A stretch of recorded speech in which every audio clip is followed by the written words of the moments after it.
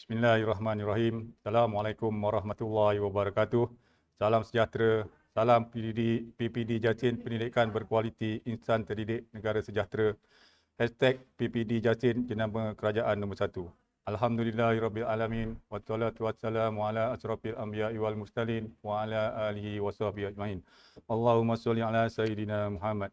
Yang berusaha Tuan Haji Baharudin bin Husin, Pegawai Pendidikan Daerah Jasin. Yang dihormati Tuan Haji Muhammad Zainuddin bin Jamaluddin, Timbalan PPD Jatin Sektor Pengurusan Sekolah. Yang arif para juri, yang dihormati pegawai-pegawai SIP Partner plus PPD Jatin, Tuan Haji Muhammad Mas'ud bin Marzuki, Tuan Haji Johari bin Abu Bakar, Ustaz Abdullah bin Haji Jantan, pegawai-pegawai Sektor Pengurusan Sekolah PPD Jatin, semua pengetua dan guru besar daerah Jatin, seterusnya warga pendidik daerah Jatin. Alhamdulillah, syukur kita kehadrat Allah Subhanahu Wa Taala kerana saya diberi peluang untuk berkongsi amalan baik pengurusan kurikulum Sekolah Menengah Kebangsaan Tun Syed Zahiruddin. Sebelum saya meneruskan kongsian saya, izinkan saya berkongsi latar belakang pendidikan perkhidmatan saya sebagai guru.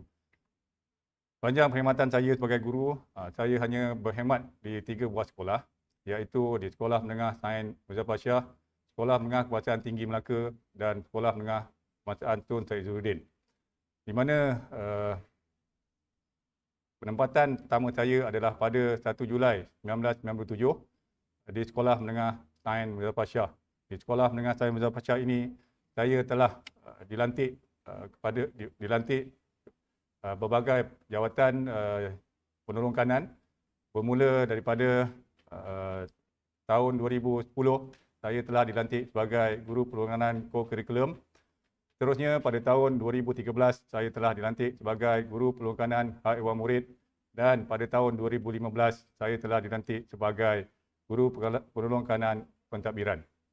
Dan pada 31 Oktober 2017 saya telah berpindah secara setara sebagai guru penolong kanan pentadbiran di SMK Tinggi Melaka sehingga 30 November 2019. Seterusnya pada 1 Disember 2019 saya telah berkhidmat dan ditugaskan sebagai pengetua di Sekolah Menengah Kebangsaan Tun Syed Zahiruddin. Tuan-tuan dan puan-puan, izinkan saya berkongsi profil sekolah SMK Tun Syed Zahiruddin. Sekolah Tun Syed Zahiruddin ini telah ditubuhkan pada tahun 2011 di mana lokasi sekolah ini terletak di luar bandar. Dengan kapasiti guru sebanyak 79 orang, di mana 28 daripadanya adalah lelaki dan 51 daripadanya adalah perempuan. Tuan-tuan dan puan-puan, sekolah ini mengandungi 32 kelas yang terdiri daripada kelas pendidikan khas, kelas-kelas perdana dan juga kelas-kelas tingkatan 6. Manakala enrolment murid berakhir pada 15 Oktober 2021 adalah seramai 541. Tuan-tuan dan puan-puan, moto sekolah ini adalah berilmu, berwawasan, cemerlang. Tuan-tuan dan puan-puan, tibanya saya mendaftar ataupun melapor diri pada hari pertama, saya telah melihat piagam pelanggan yang telah terpapar, yang ada terpapar di hadapan pejabat. Semua daripada piagam pelanggan tersebut telah menyatakan iltizam yang positif di kalangan guru-guru. Walau bagaimanapun, ada satu kenyataan yang menyatakan bahawa sekolah ini akan memastikan sekurang-kurangnya 95% lulus dalam SPM. Jadi saya rasa piagam ini yang menyatakan bahawa hanya 95% lulus dalam SPM perlu ditambah baik. Jadi saya telah pun membuat sumangsaran bersama pentadbir dan juga guru-guru dan kami bersetuju untuk memastikan bahawa bermula daripada 2020 piagam ini perlu diubah dan kami memastikan bahawa semua murid yang bersekolah di sekolah ini akan mendapat 100% lulus di dalam SPM. Ini adalah lebih adil kepada murid, di mana setiap murid yang belajar seharusnya, sewajibnya mendapat kelulusan 100%. Tuan-tuan dan puan-puan, saya paparkan pencapaian akademik. Berdasarkan kepada piagam pelanggan yang telah terpapar sebelum ini. Okay, ini adalah menunjukkan maklumat pencapaian akademik SPM sejak tahun 2015. Jika dilihat daripada piagam pelanggan sebelum ini, okay, saya tidak mengatakan bahawa piagam itu salah tetapi boleh ditambah baik.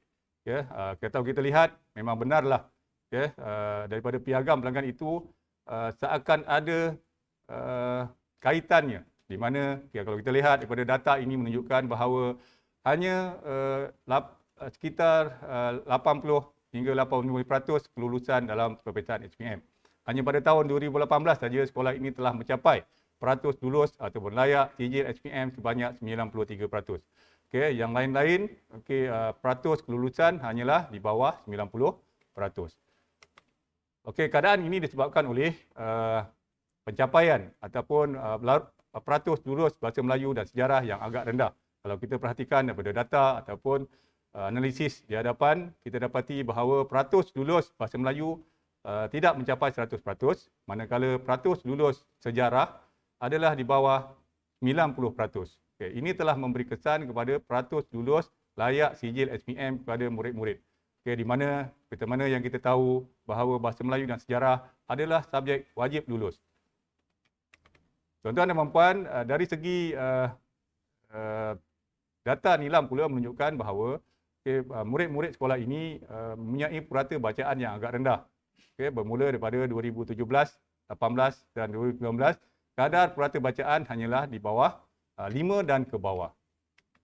Tuan-tuan dan puan-puan, berdasarkan kepada analisis keputusan SPM dan juga data nilam yang telah diperolehi, saya telah pun membuat satu sumangsaran bersama guru-guru dan juga mentadbir untuk melihat apakah isu ataupun masalah yang perlu diselesaikan untuk memastikan murid-murid mencapai kelulusan yang maksimum.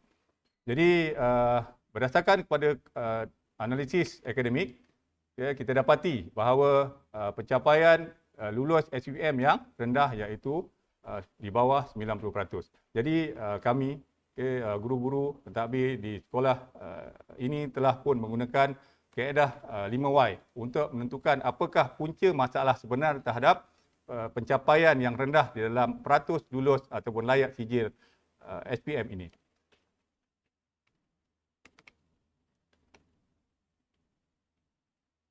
Jadi kalau kita lihat kenapa pencapaian peratus lulus SPM rendah? Kenapa? Adalah disebabkan oleh peratus lulus bahasa Melayu dan sejarah yang rendah. Kenapa peratus lulus bahasa Melayu dan sejarah ini rendah? Telah didapati bahawa murid-murid di sekolah ini kurang pengetahuan ataupun idea mereka tidak berkembang. Dan kenapa pengetahuan mereka kurang dan idea mereka tidak berkembang?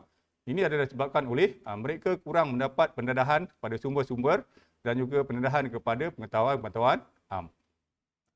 Dan kenapa mereka mendapat sumber-sumber yang kurang dan pendedahan yang kurang terhadap pengetahuan am? Ini adalah disebabkan oleh kekurangannya mereka membaca ataupun tidak ada budaya membaca di dalam diri mereka. Jadi kita telah bersetuju bahawa punca paling mungkin kepada masalah pencapaian SPM yang rendah ini adalah kurangnya budaya membaca ataupun tidak ada budaya membaca di kalangan murid-murid sekolah ini. Jadi tuan-tuan dan puan, daripada punca paling mungkin yang telah dikenal pasti, satu tindakan yang drastik perlu diambil supaya masalah ataupun isu ini tidak berlarutan. Dan kita telah pun bersetuju untuk memastikan ataupun membudayakan budaya membaca ini di kalangan murid-murid sekolah ini. Tuan-tuan dan puan, kaedah pelaksanaan untuk membudayakan membaca ini di kalangan murid-murid adalah kita laksanakan program yang kita namakan program Mekar. Mekar ini adalah merujuk kepada membaca, menulis ke arah realiti.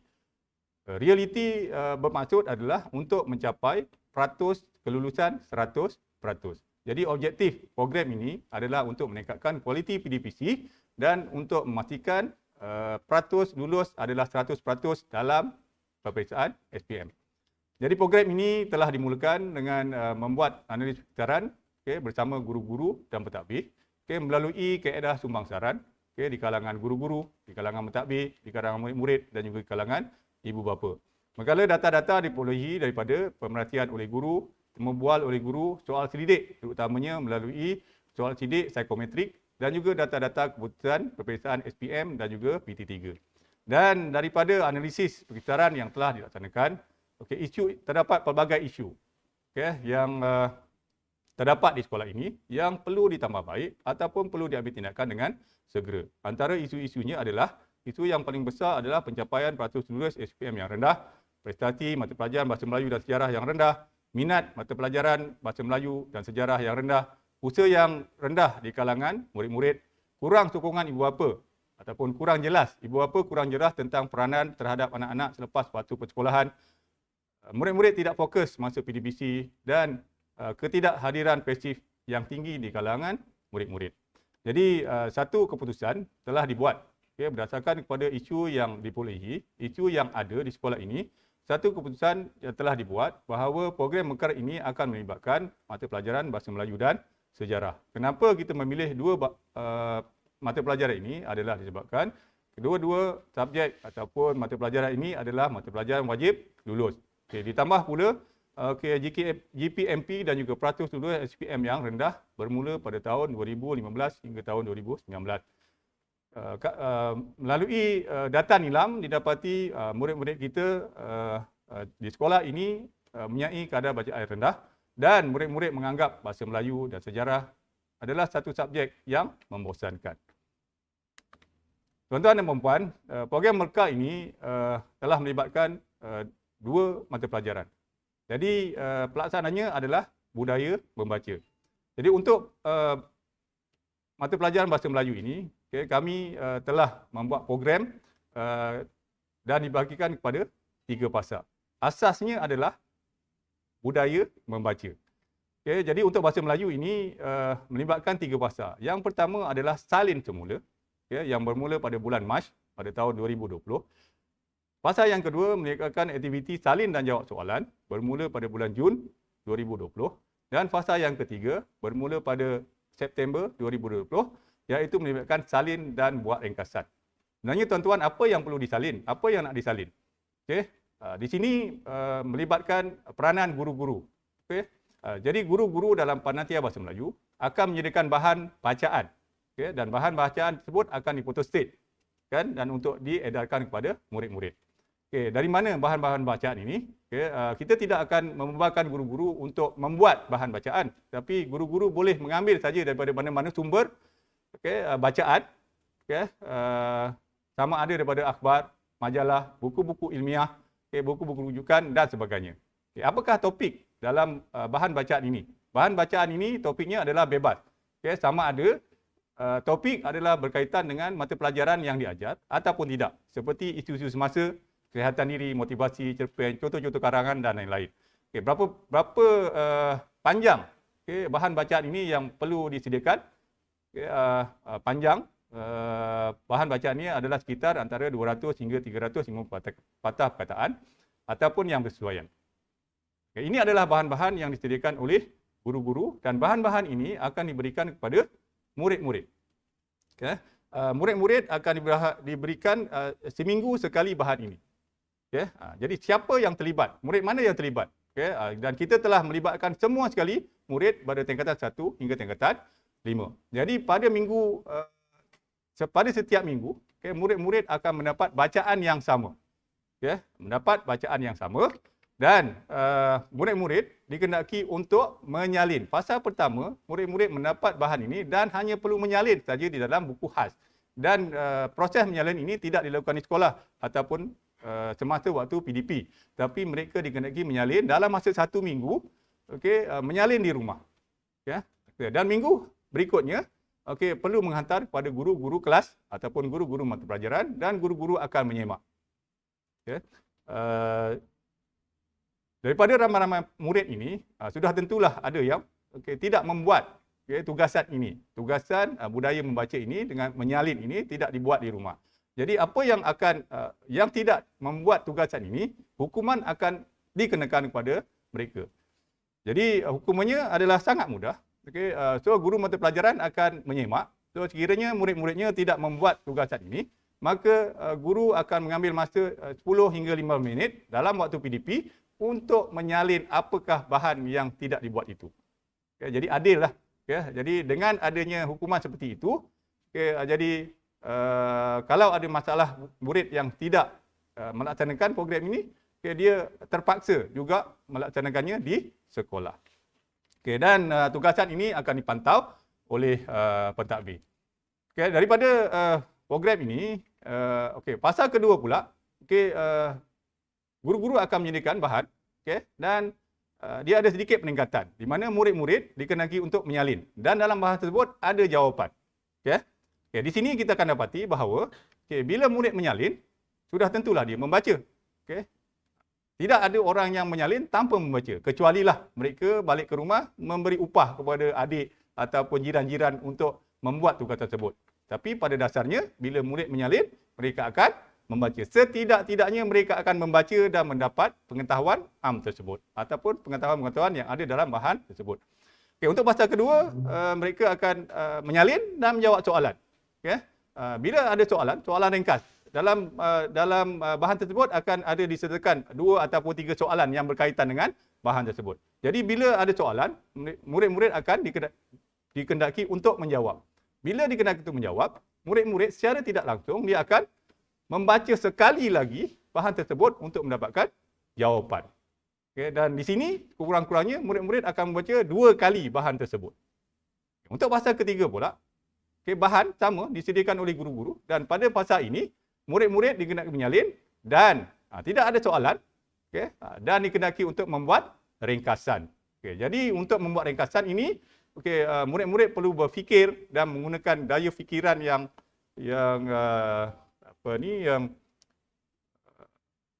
tajam lah, yang kreatif untuk membuat ringkasan. Ini bertepatan dengan subjek atau mata pelajaran bahasa Melayu yang ada tugasan berkaitan dengan ringkasan. Jadi tuan-tuan dan puan-puan, aktiviti budaya membaca bahasa Melayu ini secara tidak langsung mereka akan mendapat pengetahuan am. Pada 1 minggu itu, seluruh murid daripada tingkatan 1 hingga tingkatan 5 akan mendapat satu bahan bacaan yang sama dan mereka akan mendapat satu pengetahuan am yang sama. So bila mereka mendapat pengetahuan am ini, yang daripada bahan bacaan, so mereka ini akan merangsangkan minda mereka dan akan mengaktifkan pemikiran mereka. Dan semakan juga didapati tidak akan membebankan guru, hanya guru-guru telah tahu. Kalau bahan itu sepanjang 250 hingga 300 patah perkataan, guru-guru dah tahu berapa muka surat yang perlu disalin. Dari situ, secara seimbas lalu, guru-guru akan dapat mengetahui sama ada apa yang disalin itu adalah daripada bahan-bahan yang telah dibekalkan.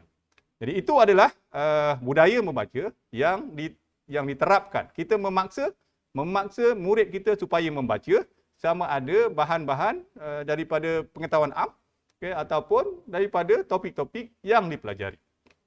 Tuan-tuan dan puan-puan, itu adalah untuk bahasa Melayu. Untuk sejarah pula, dia ada sedikit berbeza. Tapi pelaksanaannya tetap sama, iaitu budaya membaca. Di sini untuk mata pelajaran sejarah ni, guru-guru tetap menyediakan bahan bacaan, tetapi bahan bacaan adalah berbentuk soalan berserta dengan khemah jawapan. Manakala tajuk yang perlu disediakan adalah tajuk-tajuk yang berkaitan dengan topik-topik PDP yang dipelajari di dalam kelas mengikut tingkatan. Dan jumlah soalan pula adalah dianggarkan jawapannya antara 150 hingga 200 patah perkataan. Kaedahnya sama, akan diberikan seminggu sekali, dibuat di rumah dalam buku khas, akan disemak oleh guru, dan dipantau oleh pentadbir. So kalau tidak buat pun sama hukumannya, murid akan dipaksa, akan dikenaki untuk menyalin semula di dalam kelas sewaktu PDP mata pelajaran tersebut. Untuk mata pelajaran sejarah ini, ada 2 tahap lah, 2 tahap soalan.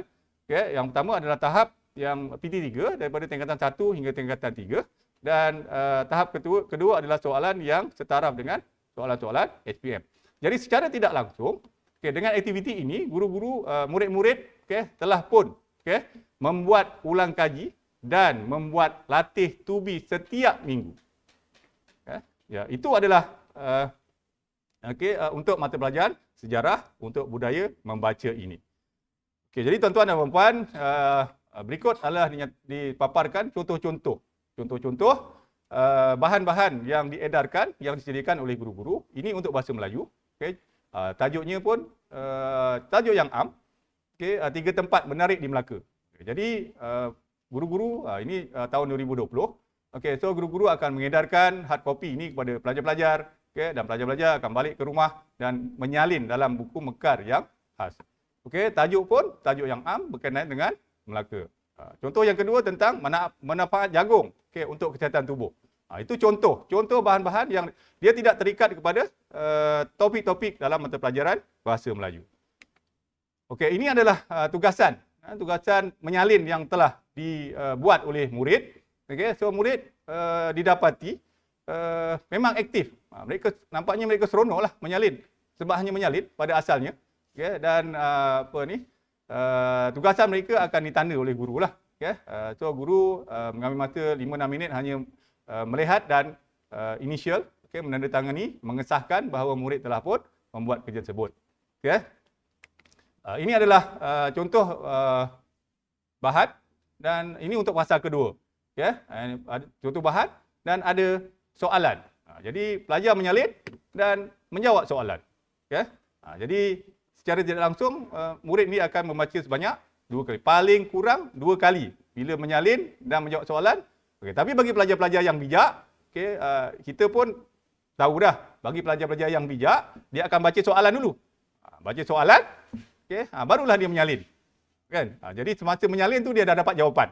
Itu bagi pelajar-pelajar yang bijak. Okay? Dia tak akan buat kerja 2 kali lah.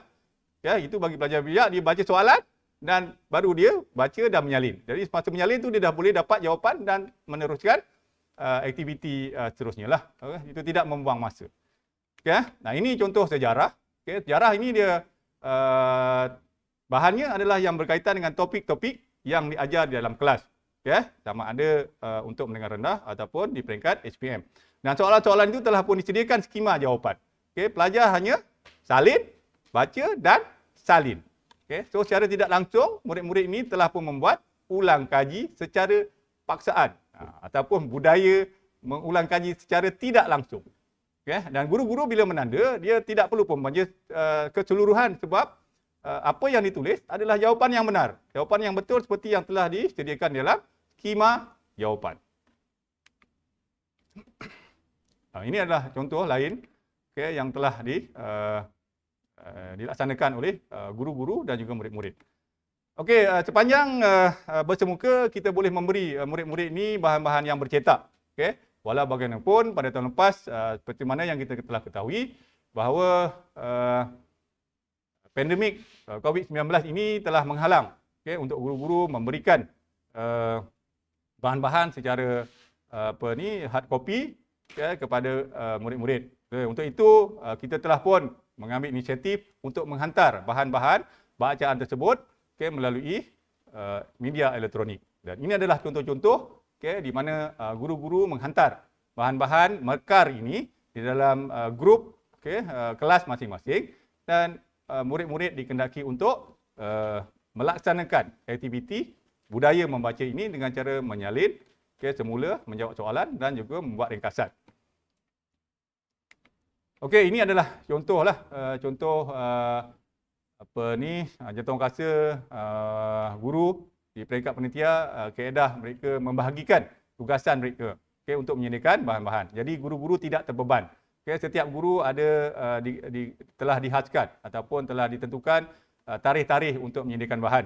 Okay, jadi kita telah maklum, telah pun bersetuju, okay, pada dasarnya guru-guru telah bersetuju sebab, okay, tugasan-tugasan yang perlu disediakan ini tidak membebankan guru-guru. Okey, tuan-tuan dan puan-puan, berdasarkan kepada aktiviti-aktiviti yang telah dilaksanakan, okay, kita dah membuat, okay, mendapat impak daripada aktiviti yang telah dilaksanakan selama 9 bulan lebih kurang. Okay, di akhir tahun 2020 yang lepas, okay, kita telah dapati bahawa purata bacaan nilam murid-murid kita telah pun meningkat dengan drastik. Sebab apa juga yang telah ditulis, yang telah dibaca akan dicatatkan dalam e-nilam. Dan kita dapati bahawa purata bacaan murid telah pun meningkat sebanyak 18.6 bacaan ataupun buah buku pada tahun tersebut. Ini adalah satu perkembangan yang positif lah. Sebab bila dipaksa murid akan buat dan akan meningkatkan. Secara tidak langsung mereka mendapat ilmu pengetahuan am dan juga boleh membuat ulang kaji dan sebagainya. Dari segi keputusan, disebabkan pada tahun lepas tidak ada satu pun perperiksaan di peringkat sekolah yang boleh dilaksanakan. So saya telah mengambil satu analisa yang berkaitan dengan keputusan SPM pada tahun 2020. So kalau kita lihat data tersebut menunjukkan bahawa keputusan mata pelajaran Bahasa Melayu dan Sejarah, peratus lulusnya telah meningkat. Pada tahun 2020 meningkat, Bahasa Melayu meningkat kepada 98.02 berbanding 2019 dan paling ketara peningkatan adalah mata pelajaran sejarah apabila dia telah meningkat berbanding tahun 2019 daripada 89.16 kepada 98.00 dan daripada situ telah membolehkan peratus lulus dan layak sijil SPM pada tahun 2020 telah pun meningkat kepada 97.03. Mungkin ini adalah salah satu penyebab daripada program yang telah dilaksanakan. Ini adalah yang lebih jelas lah. Data yang lebih jelas menunjukkan bahawa peratus lulus meningkat. Dan apa yang penting sini adalah lulus itu memang bagus. Tapi yang penting adalah kita telah berjaya menurunkan peratus pelajar yang gagal. Sebab kita tahu bila pelajar ini gagal, mereka mungkin terombang-ambing selepas SPM. Jadi dengan budaya membaca ini nampaknya sekolah ataupun guru-guru warga Tuza telah berjaya mengurangkan peratus kegagalan dalam SPM. Itu yang lebih penting. Yang lulus memang kita ucap tahniah. Tapi yang paling penting adalah yang gagal ini. Kita telah berjaya mengurangkan peratus kegagalan dalam perbezaan SPM. Jadi adillah kepada murid-murid bahawa setiap murid yang hadir, yang bersekolah di SMK Tun Saizuddin, kita akan pastikan mendapat sekurang-kurangnya lulus. Sebaik-baiknya cemerlang. Tuan-tuan dan puan-puan, sepanjang program kita juga memberi penghargaan kepada murid-murid. Kita tak bolehlah membuat program tanpa ada check and balance. Jadi untuk memastikan yang program ini dapat dilaksanakan dengan baik, jadi kita memberi juga penghargaan kepada murid-murid di mana kita telah membuat pertandingan mekar sebenarnya. Pertandingan mekar ini adalah untuk meningkatkan motivasi murid dan untuk memastikan murid-murid mengikuti program ini dengan tekal. So pertandingan mekar ini dilaksanakan antara kelas, antara tingkatan dan keseluruhan sekolah. Di mana bila penghargaan dibuat sehingga ke peringkat kelas, jadi ini memberi peluang kepada murid-murid untuk mendapat sijil pengiktirafan. Jadi antara kategori penghargaan sepanjang program ini dilaksanakan, kita memberikan kategori pertandingan untuk pembaca terbanyak, tulisan tercantik, penghargaan penghantar terpantas dan isu semasa terbaik. Isu semasa terbaik ini kita mengharapkan kita memberitahu kepada murid-murid bukan hanya mereka boleh menyalin apa yang diberikan oleh guru, tapi mereka juga boleh mencari bahan-bahan sendiri dan disalin dan diberikan kepada guru sebagai bukti bahawa mereka membuat bacaan tambahan. Ini adalah penghargaan yang diberikan kepada. Ini contoh sijil-sijil lah, sijil-sijil yang diberikan kepada murid-murid sepanjang program ini dilaksanakan. Jadi tuan-tuan dan puan-puan, berdasarkan kepada analisis ataupun keputusan perbezaan SPM pada tahun 2020. Jadi saya dengan penuh yakin bahawa program ini telah pun mencapai objektifnya untuk memastikan yang sekolah ini akan memastikan 100% lulus dalam perbezaan SPM.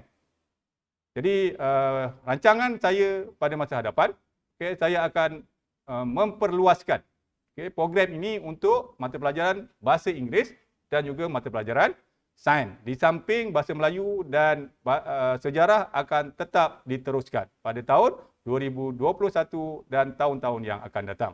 Jadi tuan-tuan dan puan-puan, itu saja perkongsian daripada saya.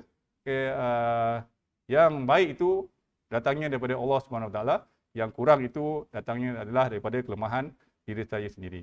Sekian, wabillahi taufik wal hidayah. Assalamualaikum warahmatullahi wabarakatuh.